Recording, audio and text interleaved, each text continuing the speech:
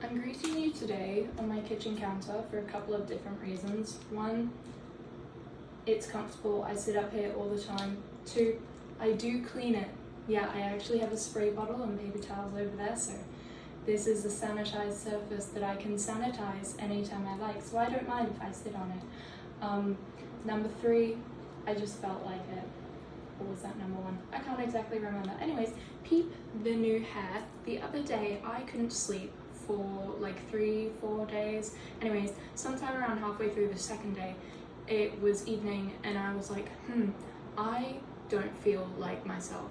I need pink back in my hair because my pink had faded. I have pink and blonde. Look back a couple of videos, you'll see I have pink and blonde. The pink had faded so much and I kept thinking like, oh, I'll just get my roots touched up and no, that wasn't it. I wasn't having the blonde. I wasn't living for the blonde, you know. I needed the pink back in my hair. I always say I feel most comfortable when I've got pink in my peripheral vision, and I needed that because I was really lacking that. So I went online, I went onto Amazon and I got overnight shipping for some hair dye, Arctic Fossil. I got like virgin pink. If you know the hair dye, you probably recognize the color. Anyway, virgin pink, and then Cotton Candy Dreams, I believe, is this turquoise. And then at the end I put, what's it? It's not green apple. The lime, whatever the lime green is for Arctic Fox, that's what I got on my ends. I haven't used any lime green other than Electric Lizard. This one's pretty good, but I think I prefer Electric Lizard. My ends, because they're like bleached white, they hold color the least well, so it didn't really hold too well, even though I stuck it in forever. But it's really bright outside and fluorescent during the daytime. I'm walking around doing my grocery shopping as well today. I did get a couple compliments on it, which is nice. However, I did find once I placed that order and I got the hair dye, and I had it in my hair, I was like, okay, I feel a lot more like myself now. Like, I really did just need to dye my hair. Like, whatever that sound on TikTok is, that TV girl one that's like, you only need to dye your hair, something along the lines of that. Yeah, that's how I felt. I was like, yeah, I really did just need to dye my hair.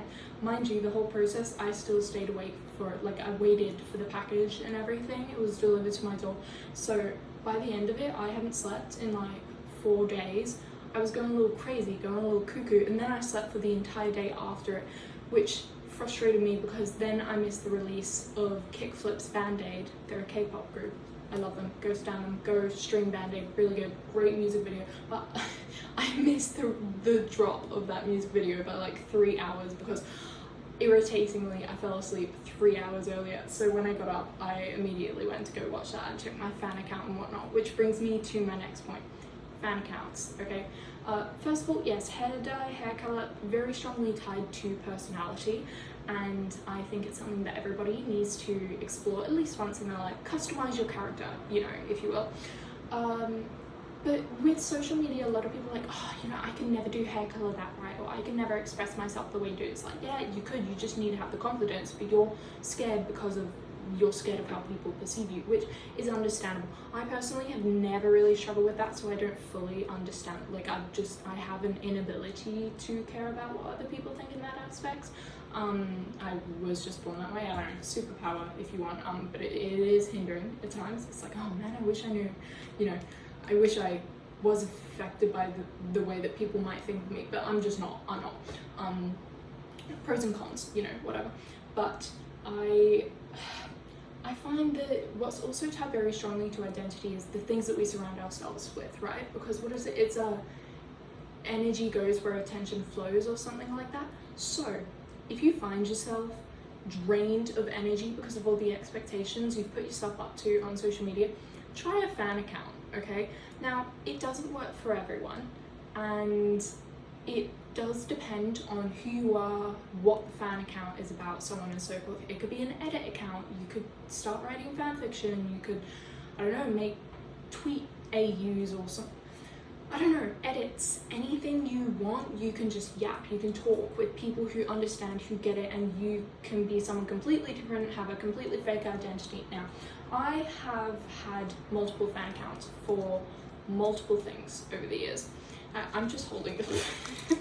I've had multiple fan accounts, multiple fandoms. I've been on fan accounts that have been run with other people, with real life friends, with non-real life friends, you know, online friends and so on and so forth. Like I've done my cycle through fan accounts on multiple different platforms. I'm very well versed in it. At the moment, my main account that I'm active on is my K-pop Twitter fan account, which is a kickflip fan account. Do you want to be me? JUWANNABEME.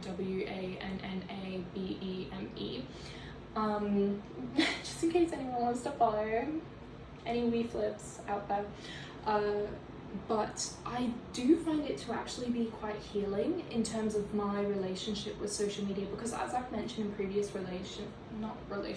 previous videos before this one, social media it had a drastic impact on how I express myself. Like I started to see, it made me second guess my own personal style, which has been very close to me, something I've held quite close to me since I was very young, and I didn't like that, so I'm like, no, I need to stop, and I went cold turkey on TikTok. If you hear me mention TikTok now, it's because slowly I have been able to bring back TikTok and aspects of social media, but in the sense of a fan account, so I am no longer interacting whatsoever, pretty much, with any of those toxic standards or anything that I felt was really getting to my head. I have found a way to banish that stuff from my feed. That sort of stuff isn't recommended to me anymore. I don't interact with it, so therefore it doesn't affect me, and therefore I have made my social media viewing and experience a lot more pleasant, because now I just get funny K-pop compilations or Dan and Phil videos and My Chemical Romance edits and whatnot. That's my whole feed, so I'm happier with that, and I think that it's an unconventional fix, but I do believe it could potentially be a fix that a lot of people need, because almost everybody has an artist or something that they could make a fan account for, something that you know so much about, you are so passionate about, that you're like, yeah, I could assume a fake identity or real identity. I post my face on my Twitter. It's like my main Twitter, because I have a main Twitter, but I've never done anything with it, and I just didn't like it, so I'm like, you know what, this K-pop fan account is going to be my main Twitter. This is going to be my thing, this is going to be my legacy. I post GIFs on Tenor, I yap with my mutuals and stuff. It's great fun. I have a wonderful time, and the best thing about it is if I'm not active for a few days, I don't feel that bad. I really don't feel that bad. Of course, with a fan account, you get the pressures of, oh, but if I'm not active today, then I miss everything that happened today, because so much happened today, especially for K-pop fan accounts on Twitter specifically. And if you know Twitter culture, Twitter stan culture, you know exactly what I'm talking about. And that's something that you might struggle with, but ultimately, you can always just get a quick little recap 2 days later when you actually log into Twitter again, and you're like, oh, okay, so this is what I missed. The main bullet points, you can get that, or you can ask a mutual and be like, hey, I wasn't here for 2 days, can you give me a quick little recap? Did anything happen, or did nothing happen? You know, but I think it's very interesting seeing how people interact in fandom spaces and fandom culture, especially post-COVID, because fandom culture has drastically changed.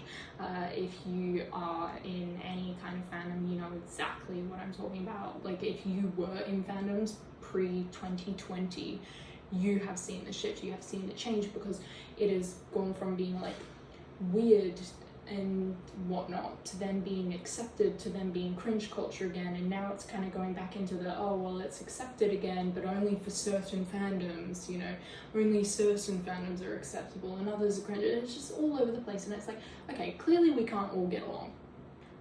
I think we all know that. That's fine, we don't have to all get along. I'm not expecting us all to get along, but I do think that we as individuals need to start catering our social media feeds to what will make us genuinely happy, because I have never felt so happy, so joyful, so loved on social media, in the WeFlip, kickflip fandom bubble, as I haven't felt that joy since I had my ANYWHO fan account back in 2017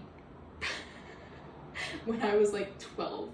That is how drastic the difference. I feel like I'm not only healing my inner child, but also teaching my young adult, because like I turned 20 in like a week, and I'm trying to but I'm trying to integrate more positive lifestyle changes that will benefit me, and just like, you know, more outlook on what, like, I'm always trying to grow, I'm always trying to evolve and whatnot, so I'm really hoping that this is gonna help do that, and so far it has. Like, I have just had a wonderful experience, so yeah, definitely go check it out.